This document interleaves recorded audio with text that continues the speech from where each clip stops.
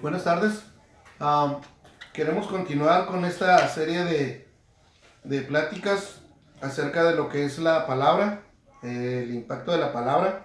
Habíamos estado mirando lo que era la vez pasada los frutos de la palabra, y en esta ocasión vamos a estar mirando algunas características de la procedencia de la palabra. La palabra es algo que no tenemos o no tenemos bien descrito o bien percibido de dónde procede la palabra. Vamos a ir en la primera cita. Queremos ir a Hechos, el libro de los Hechos, para poder establecer la procedencia de la palabra. En el Antiguo Testamento está un poco más, está muy extensa, ¿no? Pero aquí queremos tomar una parte pequeña y de poder entender de dónde procede la palabra.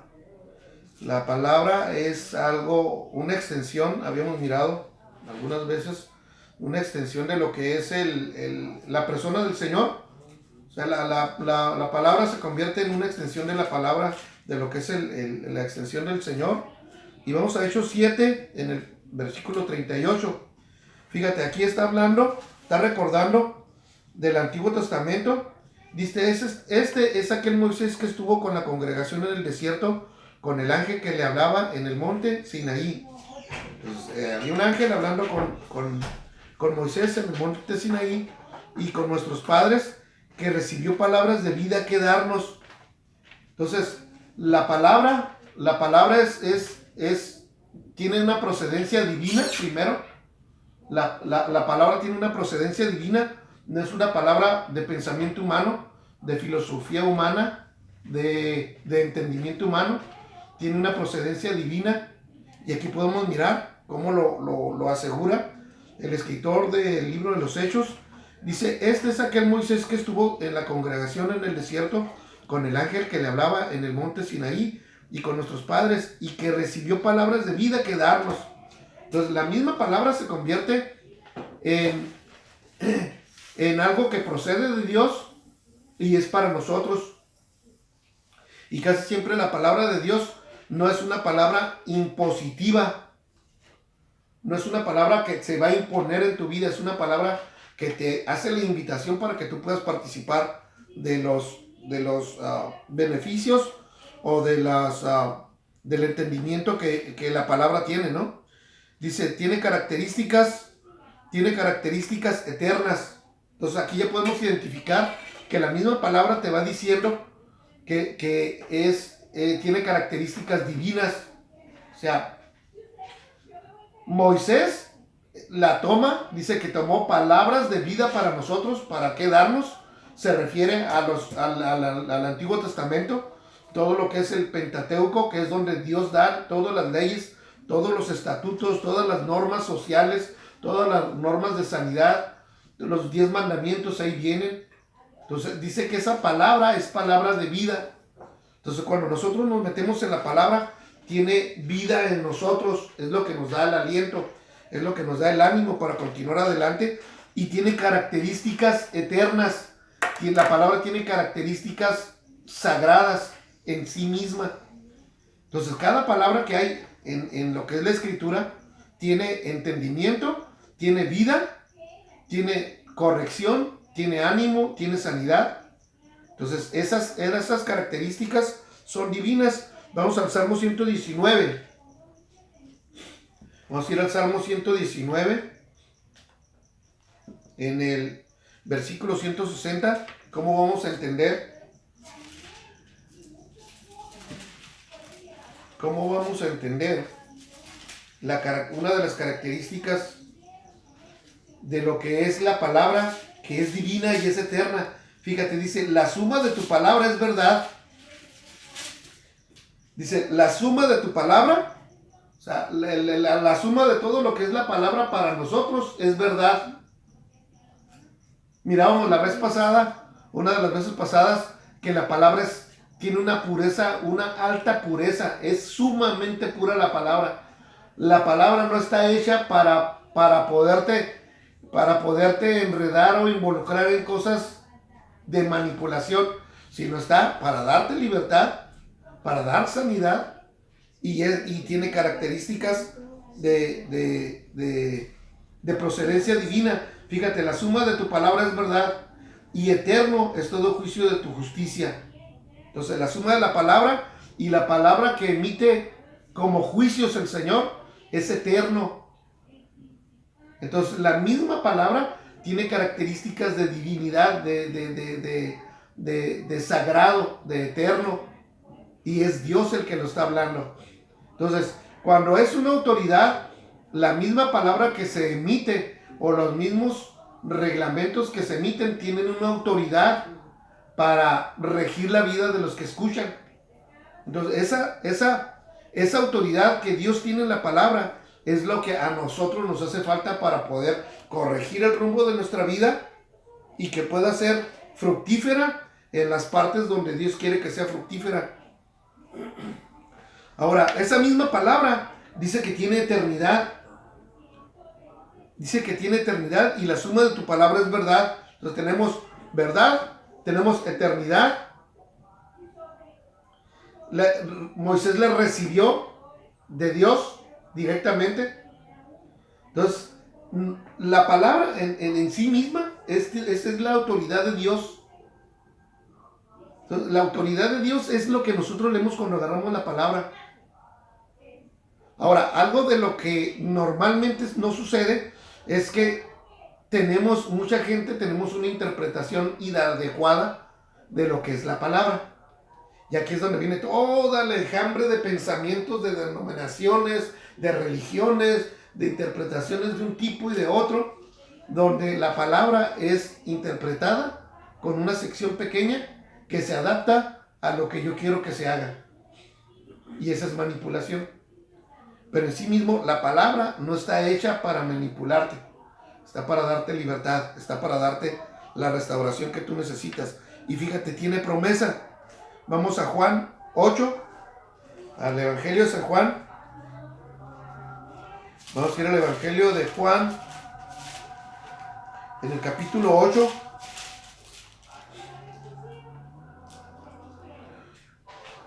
En el versículo 51. Y encontramos otra característica. Porque hasta ahorita, fíjate, vamos a leerlo. Dice, de cierto os digo que el que guarda mi palabra nunca verá la muerte. Fíjate, el que guarda mi palabra dice que nunca va a ver la muerte.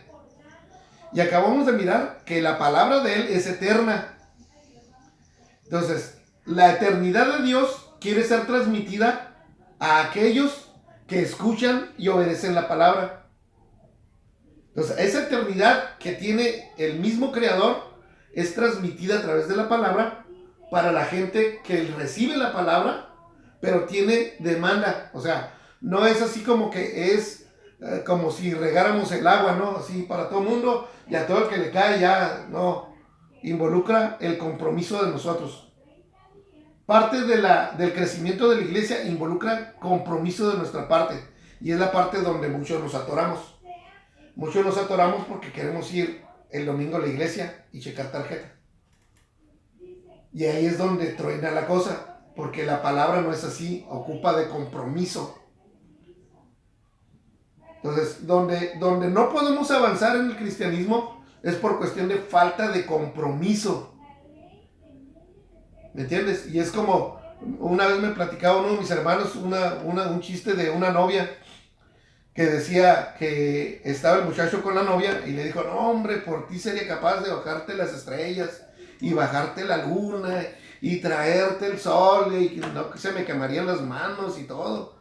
Y el cuate estaba desarrollándose allí todo, desplegándose, ¿no? Enfrente de la novia. Y le dice, bueno, ¿vas a venir el jueves? Y le dice el novio, pues si no llueve, sí vengo. ¿Me entiendes? Entonces, pues cuando estaba con ella, pues así como, uy, tú eres lo máximo y todo. Pero ya le preguntó a la novia, ¿vas a venir tal día? Digo, pues sí. Si todo está bien, sí vengo. Entonces no hay compromiso. ¿Sí me entiendes? Entonces la palabra sí funciona, pero funciona delante de un compromiso porque es cuestión de amor. Toda la palabra es cuestión de amor. Y el amor funciona con el conjunto de dos personas. Nunca el amor funciona con el conjunto de una. ¿Me entiendes? Es una entrega mutua. Por eso es que aquí dice el Señor, fíjate, miramos que fue dada a Moisés por el mismo Señor. Es verdad la palabra y es eterna. Tenemos la promesa de que el que guarda la palabra nunca va a ver la muerte. O sea que esa misma palabra, si reside en nuestro corazón y reside en nuestra vida y la practicamos, nosotros mismos no vamos a pasar, dice la palabra, de vida a vida. Aunque tenemos que pasar por ese valle de muerte. Pero es diferente la muerte de una persona que se marcha en el Señor y una persona que se marcha sin el Señor. Pero lo que quiero ahorita mirar es que necesitamos tener compromiso. Siempre hay un compromiso. Siempre hay el compromiso de que, por ejemplo, si te cae bien alguien, siempre andas hablando de él. Si te vaya bien en el trabajo y tienes compromiso en el trabajo, uy, mi trabajo es lo máximo, yo, por mi trabajo soy capaz de... Olvídate. Y le hacemos así, olvídate. Y estamos entregados en la causa del trabajo. Y tú miras a algunas personas y así son para el deporte. No, hombre, el deporte, la selección nacional, olvídate, es una entrega incondicional. ¿Me entiendes? Entonces, cuando hay amor por la causa, siempre hay un compromiso de hacer varias cosas. Es tu atención, es tu tiempo, es tu corazón.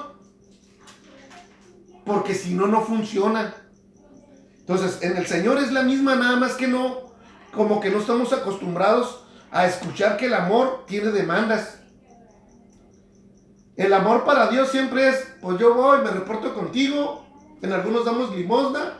Otra a lo mejor damos ofrenda, si nos acordamos, y si no, pues no le hace.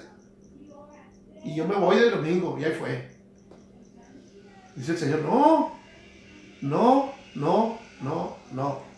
La palabra es eterna, es para que tú vivas eternamente, pero tú tienes un compromiso. Por eso la iglesia del primer siglo reventó a Jerusalén, reventó todo lo que era. En los primeros 30 años se evangelizaron toda la parte sur de Europa. Eran miles y miles y miles y miles de gente. Porque todos los que encontraban la palabra que les daba vida, ellos sí estaban acostumbrados a que tenían vida o tenían muerte, y nosotros no. Nuestras crisis son diferentes. Nuestras crisis son de que se me enfermó el perro, ay, Dios me odia porque el perro se me enfermó. Y así es una desgracia. Dios me odia. ¿Qué tienes? El perro se me enfermó. ¿Me entiendes? Y esas son nuestras preocupaciones. Y en el tiempo de la iglesia, primera iglesia, no eran esas las preocupaciones. Era que va a venir el ejército fulano y va a barrer todas las ciudades que se encuentran por allí. Y ahí estaba tu tía, tu abuelito, tu primo, tu novia, tu novio y todo lo demás. Entonces, dependían o necesitaban de un Dios que fuera vivo, real, y cuando se les comparte la palabra, como el Señor la compartía, se convertía en una revolución dentro del corazón. Y encontraban el motivo por qué vivir, pero también encontraban el motivo, si era necesario, morir. Entonces era un apasionamiento, era una pasión que tenían por lo del Señor, porque no había cosa más grande. Y dices tú, ¿es que estaban locos? Sí estaban locos. Porque el Señor vino a pagar por nosotros por algo que ya se había perdido. Necesita estar loco para hacer eso. Y el Señor lo hizo. Entonces el amor que Dios te está demandando para ti es porque el Señor lo hizo primero para con nosotros. Entonces la palabra que es el Señor Jesucristo viene que dice que murió por nosotros. Entonces esa palabra, fíjate, vamos a leerlo otra vez. Dice, de cierto te digo, fíjate, el Señor está hablando y te lo repite. Cuando el Señor repite las cosas, quiere decir que no hay ninguna duda que va a suceder. Cuando Dios te dice, de cierto te digo, es así como, no te quepa ninguna duda, Dios te lo va a cumplir. Dice, de cierto te digo que el que guarda mi palabra nunca verá la muerte. Y hay otra parte que dice, que el que cree en mí, aunque esté muerto, va a vivir. ¿Por qué? Por la palabra. Porque esa palabra tenemos que creerla, tenemos que anidarla, tiene que ser anidada en el corazón, tiene que ser anidada en la cabeza y tiene que ser practicada. Porque así es la pasión del uno por el otro en el amor. O por el amor. Por ejemplo, hay gente que se dedica a algún hobby, ¿no? A la pesca. Cuando yo empecé a pescar, dije, no, hombre, no voy a gastar más de un anzuelo, cáñamo y un carretito. Dije, no, es suficiente. No, ya cuando estás entretenido, compras caña, compras señuelos, compras esto, compras lo otro. Compramos la lancha, compramos el motor. Y andaba buscando motores más grandes porque la lancha no caminaba tan fuerte. ¿Me entiendes? Entonces ya cuando te enganchas con algo, le metes lana y le metes tiempo y le metes recursos y le metes todo. Entonces así es el amor con Dios. Pero tenemos que buscar las puertas de ese amor a través de la palabra para que esa palabra pueda vivificar nuestro corazón. Entonces cuando le puedes cantar y adorar, le puedes hablar de Él todo el tiempo, porque la palabra está viva. Entonces, son características de que procede de Dios, es eterna, tiene promesa de vida, pero esta promesa de vida, de alguna manera, no está condicionada en el término de que vas a tener vida eterna, pero sí está condicionada de hasta dónde tú quieres llegar. Porque la profundidad de la palabra la vas a tener aquí en la tierra. Allá ya va a ser todo. Ya está todo preparado. Pero la profundidad en la que tú vas a estar en el cielo, cerca del Señor, depende de lo que tú hagas aquí en la tierra. Y esa es la parte que no entendemos. Creemos que vamos a entrar derechito hasta donde está el Señor.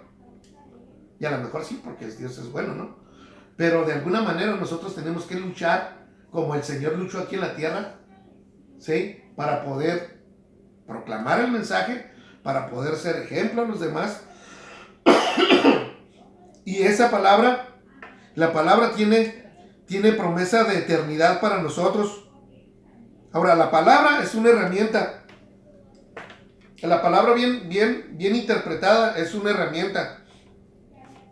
Porque, por ejemplo, hay denominaciones que no creen en el Espíritu Santo. Hay denominaciones que no creen en esto. Hay denominaciones que no creen en aquello. Pero si te pones y revisas cada una de esas partes que ellos dicen que no creen, abajito o antes de eso está la explicación. Entonces, necesitamos interpretarla correctamente para tener toda la plenitud del corazón de Dios. Es una herramienta. Mira, vamos a segunda de Timoteo. A segunda de Timoteo, en el capítulo 2, en el versículo 15.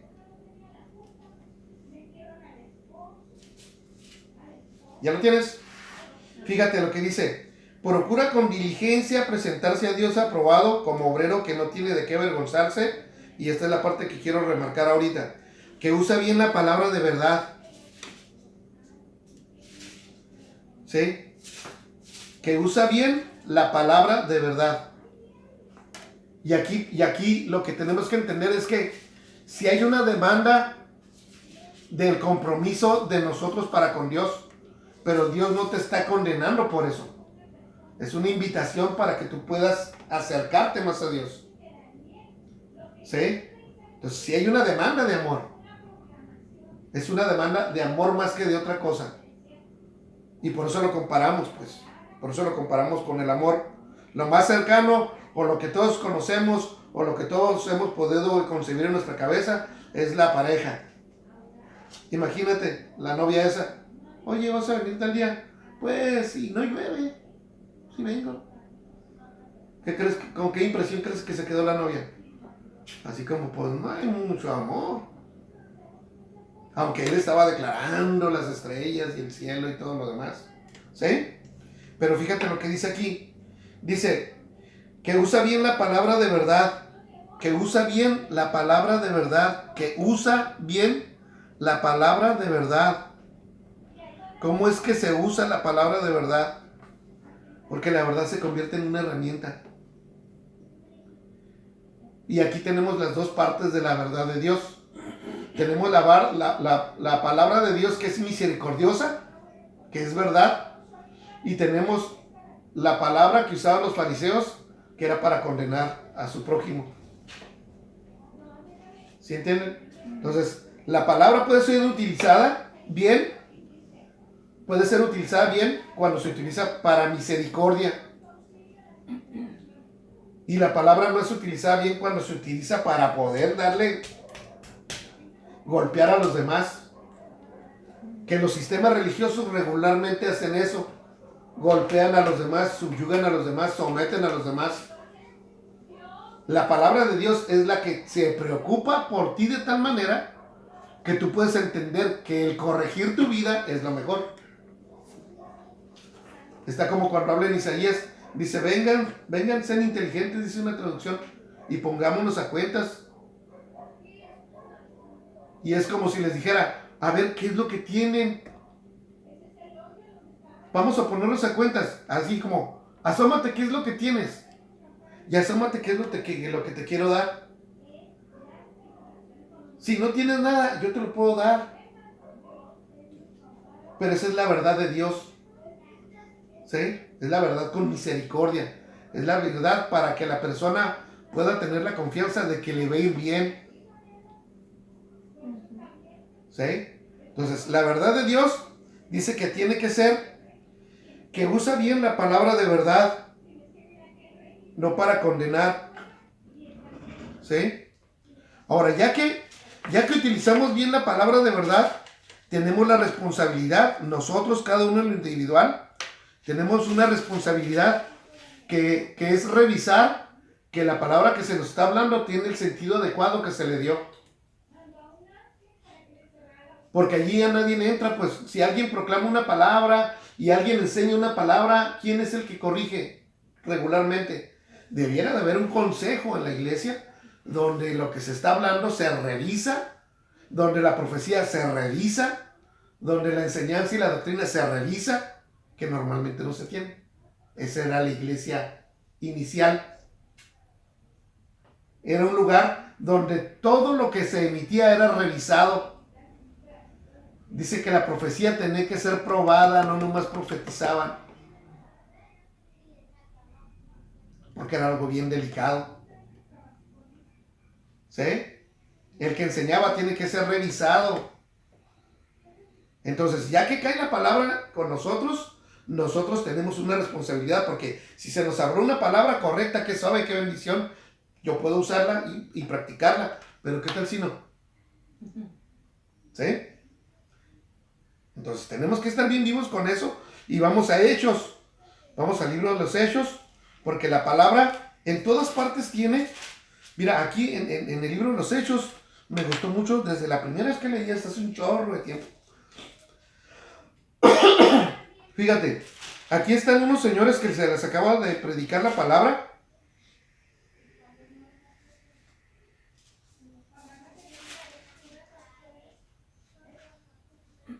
Y viene predicando la palabra aquí Pablo. Dice, inmediatamente los hermanos enviaron de noche a Pablo y a Silas hasta Berea. Y ellos, habiendo llegado, entraron en la sinagoga de los judíos. Entonces era el procedimiento de Pablo. Siempre iba a parar con los hermanos judíos. Aunque fue enviado Pablo a los que no eran judíos, siempre a donde llegó fue con los judíos. Siempre llegó con los judíos. Dice, y estos eran más nobles que los que estaban en Tesalónica, pues recibieron la palabra con toda solicitud. Entonces aquí ya recibieron la palabra en Tesalónica con toda solicitud. Y fíjate lo que dice después, escudriñando cada día las escrituras para ver si estas cosas eran así. Entonces los de Tesalónica no era nomás que, ay, nos vieron y nos predicaron, ay, que estaba en la palabra. No, espérate. Una cosa es que vengas y prediques. Una cosa es que te profetice. Otra cosa es que te diga. Otra cosa es que te aconseje. Pero ¿en qué base bíblica tiene? ¿Sí? Entonces esa parte es parte de del enamoramiento que tiene que ver con Dios, así como, ¿por qué dijiste esto, Dios? En veces nos lleva a Dios a preguntarnos, y estás hablando, estás compartiendo, y luego Dios te pregunta a ti. Una vez a mí me impactó mucho porque el Señor decía, ¿por qué es el Hijo del Hombre? ¿Es el Hijo del Hombre o no es Hijo de Hombre? ¿Por qué se le llama el Hijo del Hombre?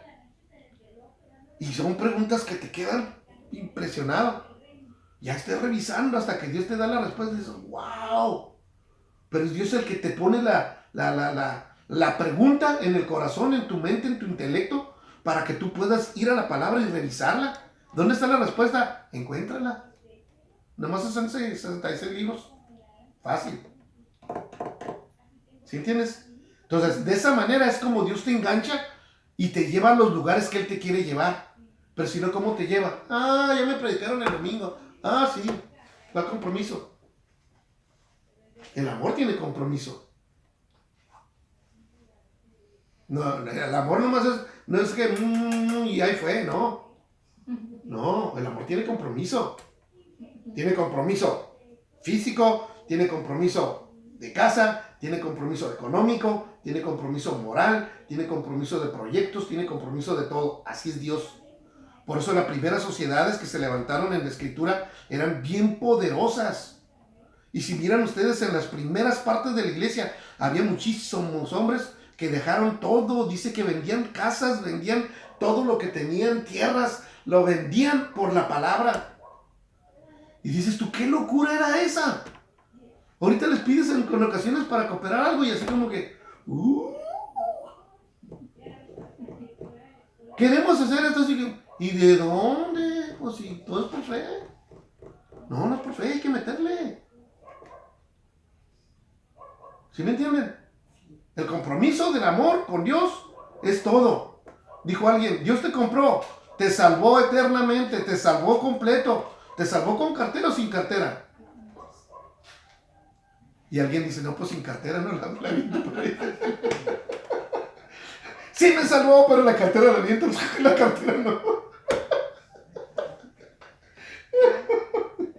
¿Sí? Entonces el amor implica compromiso, implica ese compromiso que nadie va a estar revisando porque nadie te lo revisa. Ya es cuestión de uno, es cuestión de decir, ¿sabes qué? Le fallé a Dios. Yo me acuerdo que cuando empezamos a ir a la iglesia, yo y Nacho, no nos perdíamos reunión. No nos perdíamos. La única reunión a la que yo no entraba era la reunión de mujeres. Además, todas me las quemaban. ¿Me entiendes? Porque había un compromiso de enamorarse del Señor. Y estar allí y escuchar. ¿Y ahora qué le dijo esto? ¿Y ahora qué le dijo aquel? ¿Y qué contestó? ¿Y qué leyeron de la palabra? Y todos estábamos así atentos. Y era preguntarle a él, ¿qué dice aquí? ¿Por qué dice esto? Y él decía, tú tienes que creerlo. Sí, pero ¿por qué dice? Y es ahí donde viene la lucha. Y es ahí donde viene el desafío de que Dios te va a contestar a ti. Dios te va a contestar todo lo que tú quieras saber si tú quieres saber a través de la palabra. Por eso la palabra está allí. Por eso dice aquí, fíjate. Ay, Dios mío, qué rico. Dice, y estos eran más nobles que los que estaban en Tesalónica, pues recibieron la palabra con toda solicitud, escudriñando cada día las escrituras para ver si estas cosas eran así. Entonces, en esta parte podemos concluir que hay un compromiso de parte del que cree en el amor de Dios. Porque Él nos amó primero y nosotros necesitamos corresponderle en ese compromiso. Y el primer compromiso que sale es ¿qué puedo hacer por el Señor? Y en eso es cuando empezamos el servicio al Señor. Y esa es una de las partes que queremos compartir en esta etapa.